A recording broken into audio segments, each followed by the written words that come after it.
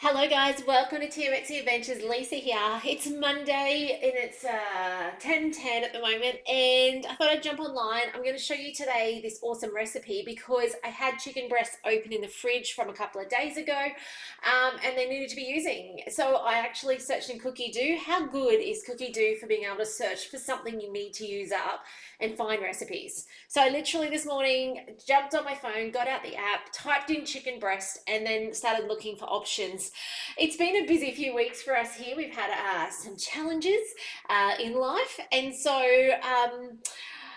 yeah, I needed something easy. I just need something that's brainless, that it doesn't have too many recipe ingredients, and it can just simply just do what it tells me to do. I need something that doesn't use too much mental capacity. Our challenges are over. Well, I think they are. We've got our car back, but it has thrown us some curveballs lately. And I'm actually, before I start, two things. Number one, hit subscribe if you're watching the replay on YouTube. If you're on Facebook, say hi, okay? It puts it in your newsfeed, the future videos that I do as I do them. And I try and do one a day just about, okay? So I'm here often, and my aim and my goal is that you will get the most out of your Thermomix. If you have a TM31, TM5, TM6, the reason I show up is I want you to love it. I want you to use it to its potential. Okay, that's exactly why I'm here. And I'm happy for you to share these. Okay, I do these publicly so that you can share them with those around you who have a Thermomix, or maybe even those who have seen your food or have tasted your food and gone, what's this Thermomix? You know, share these videos with them. When they are ready to learn more, let's get online and do a cook together. Get them in your kitchen. Send them to my website. It's over there. I don't bother you when you subscribe. I don't bother you with newsletters like once a month, once every 6 weeks, because I personally do everything. Okay, so you're not getting something that's created by somebody else. It's all from me, and it has to work in with my family. For those of you who are new, welcome. I'm a mum to four growing boys who I homeschool. We lead a very attempted, quiet, paceful life, except sometimes you get those curveballs. And I'm actually hugely grateful for Thermomix for those curveballs. It has meant that because I have this additional income to our family that works around my family, and I can slot it in as I need to, it's meant that when we had car troubles, we could literally not stress, not get a loan, and work with the income that I've earned through Thermomix to be able to source another car. Like, I'm so incredibly grateful and thankful for that. And I know I don't often share too much, family stuff here. You get little glimpses because I want it to be about Thermomix and you getting the most out of Thermomix. But if you are in a situation where you're like, you know what, it's pretty tight, think about joining as a consultant. Okay, I'd love to mentor you. 2 people a month I try and bring into the fold and teach you how to do business as I do business. And it's not completely online, okay? Like, I do most of mine online because so many of my customers are elsewhere in Australia and across the world actually as well. I can't sell you a Thermomix if you're somewhere else in the world, but I can certainly inspire you with a Thermomix and help you get the most out of your Thermomix. But um, I can teach you how to do what I do, whether that's in home demos, which I did for most of my Thermomix career so far, or the online space, which is where I predominantly now support and equip people. So if that's something that tweaks interest, let me know. I'd love to give you the business information. It's obligation free. If you've got a TM6 already, it's really minimal to join up, and then what you get in return for what you do is phenomenal. They are the most generous company. I mean, I came from a teacher role in government, and you paid for so much more than like ever you got money back for in those situations. And this is such a beautiful space to work in because what you put in, you get more, you get paid for, plus sometimes you get even more. So you get incentives and things like that. There's so many things. Like, it feels like Christmas all the time. Australia Post knows me well. They're like, oh, what's in this box? I'm like, I'm not sure. Something I've earned from Thermomix. So if that's something where you're like, you know what, it's a bit tight, or hey, I love my Thermomix and I love sharing it and I'd like to take it further, or maybe it's, hey, I don't have a TM6 but I've got a TM31 or a TM5, and I'm curious about what it would be like to get a TM6 and be able to actually earn back the cost on that Thermomix. Reach out, send me a message, okay? I'd love to help. But anyway, that's not what I came on for today. But I am incredibly grateful because it gave us reprieve through a challenging situation. It gave us an option out that otherwise, we don't want to take out a loan to get another car. We didn't actually intend on getting another car. So yeah, there you go. Anyway, you might notice I have a dirty bowl today. That's okay. When you've got a Thermomix, the beautiful thing is it's not actually dirty. It's burnt to the bottom. I need to do a citric acid clean. If you've not seen that video, comment and I'll get you the video so you can have a watch of how easy it is. Some people use lemon and eggshells. Some people use vinegar. I find that when you've got a really stubborn burn slash stain, they don't work, but citric acid does. So I just go for the almighty, know that it's going to work, first go answer. So I'm not even going to worry though. The beautiful thing about having something like that on the bottom of the bowl is your blades don't scrape the bottom, so they don't actually lift up that. Same with if you're making custards and stuff like that. If it ends up burning, because it's always dairy, 99.9% of the time it is dairy that is stuck to the bottom of your bowl. Often after something like great parmesan, it'll say clean and dry your mixing bowl. Beautiful thing at the moment, if you're buying a Thermomix, you get a second bowl. You don't have to, you just put in your second bowl. Okay, but like that's why, because over 90 degrees, just for those of you who are experienced Thermomix owners and want to know the science behind it, over 90 degrees, dairy will burn and then it sticks. So that's why you will see your custards and stuff, they go to 90 degrees, but they don't go 95. They don't go 100. Your thickening mode goes to, I think, 80, 85. Even when you're making cheeses, those of you who have, you've bought my cheese course, you'll see that we never go over 90 because 90 is the burning point, okay? Go over that and you start sticking to the bottom. So I have this stain bowl. I don't care. It's not actually going to affect my food whatsoever today. So that's fine. And by the way, it's been through a dishwasher. That's what's left. It is actually something where I have to scratch it off with my nail or get the citric acid wash and it will lift off. So looked at it, thought about swapping out the bowl for a clean one because I have other ones. You can see the handle one up there. But I decided to keep it real. That's what it's about, right? So it says set the varoma in position, and it says to weigh in chicken breasts, season with salt and pepper. 800 grams. I don't know how much I've got left. It was a packet of like 5. I used one the other day, 4's left. So I just did that. Doesn't say to cut them. One of them's very generously in size. I wonder if I'll have to extend the cook time. Again, I'm sharing my thinking so that you can take this into your kitchen and how you cook. Season with salt and pepper and adjust to taste and set aside. So I actually put some salt and pepper. I put some oregano on top because that goes in later. And that's all I put on. Okay, you could put paprika. You could do a little bit crazy. This is going to be like a pizza kind of feel. So think about what flavors you like on pizza.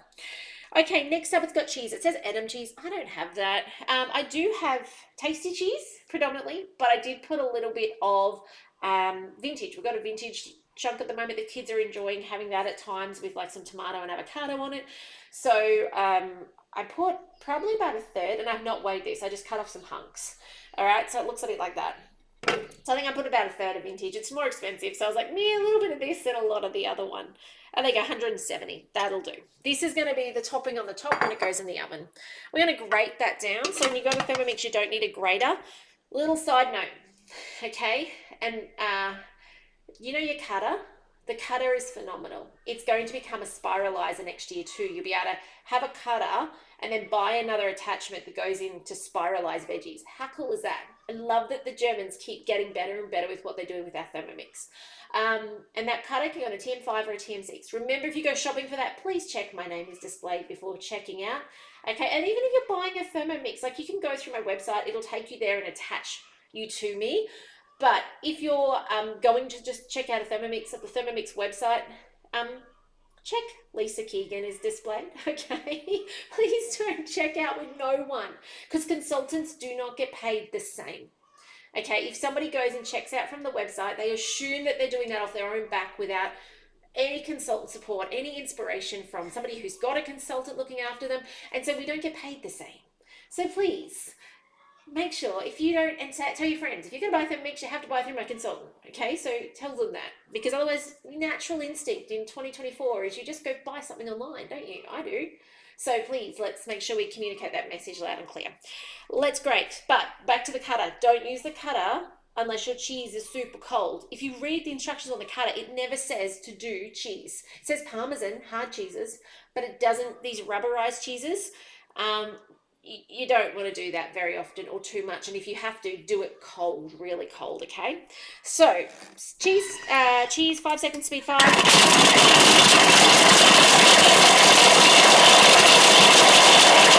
Mine was not overly cold. The kids have had that on the bench doing exactly what I said, putting some avocado and tomato on it for snacks for morning tea.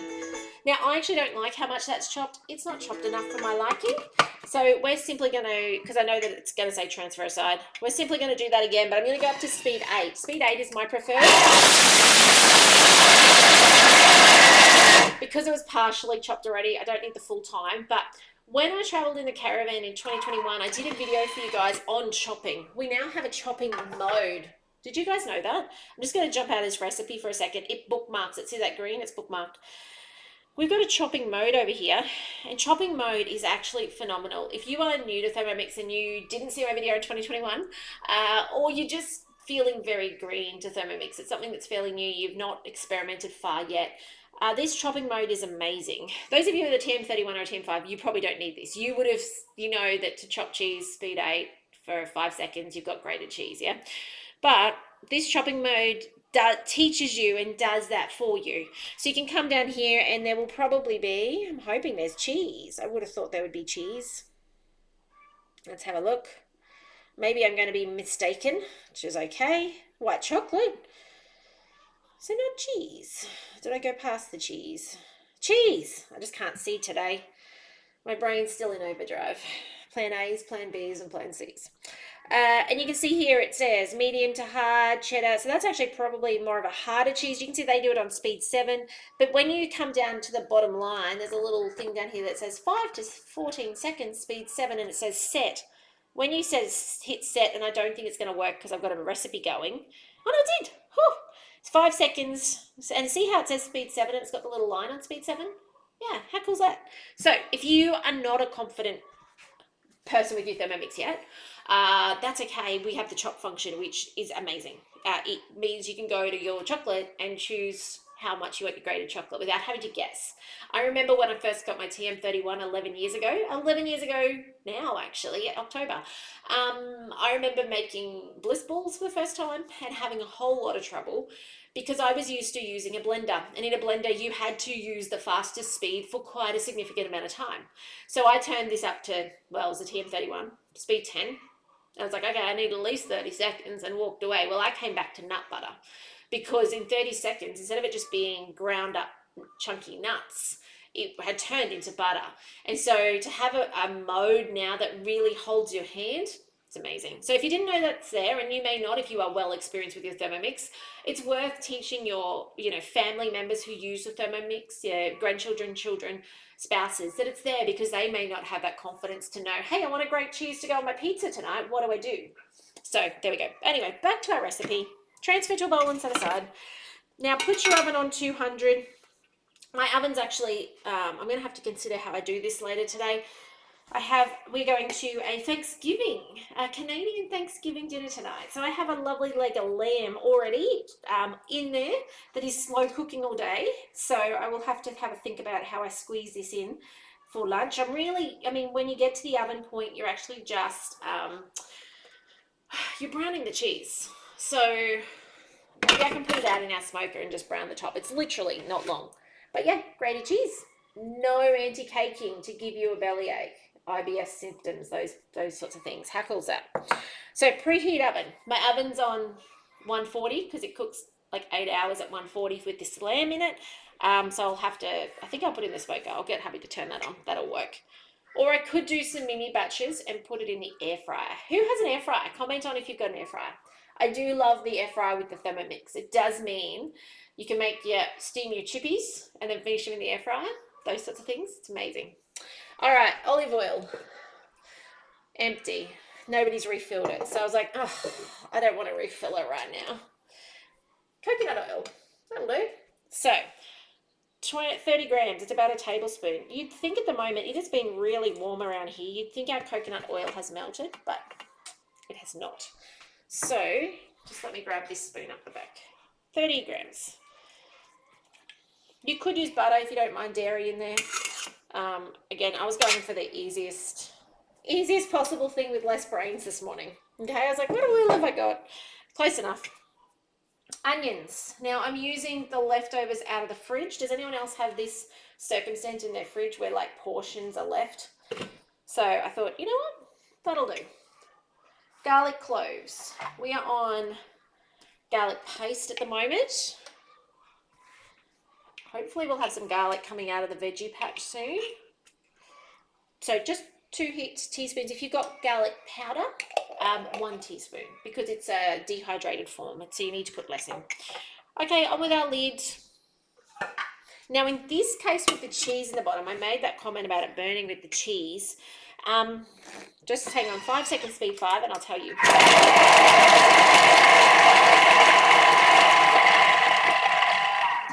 With this recipe, there ends up being enough other liquidy forms that it actually doesn't burn that cheese on. Now it says place the simmering basket on the top. That's to allow for it to kind of, oh, hang on, I'm going to show you what that looks like, sorry. Let me just grab this simmering basket. There you go, chopped. Okay, love that. Doesn't say scrape down the sides, I'm not worried about that. It's going to warm that up and it's going to make that onion sweet. Okay, when you don't cook off garlic and onion, it ends up quite, what's the word, like spicy, I guess you could say. So when you cook them off with oil, it softens them and it makes it really nice. If you think about your caramelized onions and how beautiful they are, yes, sometimes I do add sugar to them, yes, but it's that sweetened. If you ever want to skip this step, you actually do want to use a purple onion. Now I had half purple onion in there, that's okay. There is pesky flies today. Anyone else got flies at their house? That does mean summer's on the way here. You can see that temperature rising really quickly. If I'm doing, real life, not prepared, I'm just in my kitchen, not filming, this is the time you hit the preview button and you go, okay, I need chopped tomatoes or canned tomatoes. I've got canned. I need veggie stock cube. What? No, we don't use that. We use our veggie stock that we make. Please make this if you don't have it. Veggie stock paste in the Thermomix. Hello, Anne. How are you? This is amazing. Okay, use the veggies you've got in your fridge to make it. I've got lots of videos on this. If you need help to find a veggie paste video to follow through and cook with, let me know. Lots of tips in there. Flavor enhancer. The day you have to put salt in instead because you've run out, it's sad. You can taste the difference. Okay, so you need that. Some sugar. I'm going to skip that out today. And then we're going to actually steam that chicken breast. So it actually produces something that's not dry. If you try to do this recipe with just the raw in the oven, you will often find your breast dries out too much because breast has no fat in it. It has then none of that oily kind of content to keep it soft. But because we're cooking with steam, the liquid in that is what actually then permeates and makes it stay soft. It's really hard to overcook chicken, and that's why I like doing my roast. It's really hard to overcook it in a Thermomix because you are creating liquid steam, which is what then cooks through, yeah? Okay, then it says to cook it for 25 minutes, and then it should be cooked through by that stage. You're literally transferring them into a baking dish, putting your sauce and your grated cheese and some oregano on top and cooking it for 10 minutes. So that 10-minute cook, I need to make sure you understand, that 10-minute cook is to brown the cheese. It is actually not to cook the chicken. When you remove the chicken off the varoma, please cut it in half and check it is cooked. You do not want raw chicken.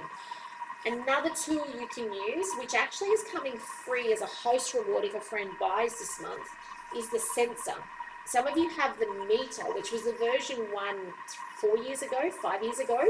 The sensor's better because it goes in baking as well. So if you're baking a cake and you're like, is my cake cooked? It will tell you, but then because the meter was just purely a meat prong. But if you put one of those in there, it's going to tell you when the inside of your chicken is cooked and no longer raw. Now, if you don't have one of them, then how do you tell? You have to cut it in half and it will be white inside, unless you're using thighs, and then it will be brownish. It will not be jelly-like. Okay, if it's jelly-like, you go hit the back arrow and you repeat that step for another 10 minutes and then see what it looks like.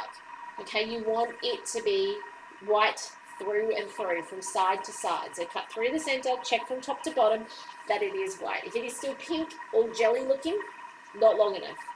Hit the back arrow, do the varoma step for a little bit longer. Okay, I'm going to cut this timing short on this one because I want to show you the next steps. I want to actually show you. So there we go. You can see it's bubbling away in there. How cool is that? It would have cooked a bit longer, but I'm okay with that. Okay, 600 grams of chopped tomatoes, all fresh. So if you happen to have them coming in, we're nearly in tomato season. We've got little baby tomatoes on this stuff out the back. One day I'll take some photos and show you guys. Some of you are Facebook friends with me, you've seen my veggie patch, but a lot of you are not. So I'll try and put some photos up as our spring garden starts taking off. We've got cucumbers and tomatoes and zucchinis and squash. I love the squash, one of my favorite things. The family doesn't necessarily agree. Okay, so that was our stuff. By the way, this is a great recipe for in advance making. If you want to 1 heaped teaspoon, thank you, did that. If you want to make something in advance, maybe, you know, want to have it ready for later, you could have it cooked to the chicken step where it's in the dish, your tomatoes over the top and the cheese on top, and you put it in the fridge. And then when you get home from work, you could then put it in the oven and cook it for the 10 minutes. So it's a great recipe for that. Okay, Vorwerk time. So this goes in top. Get rid of that off the back. That's just a safety feature to make sure it doesn't splatter you. Vorwerk in position. 25 minutes, and as I said, this one up the back is my super big one, and I'm gonna be cutting that one in half to check that it's cooked, because it's the one that's gonna let down the team. And if it's not, you'll be at that step.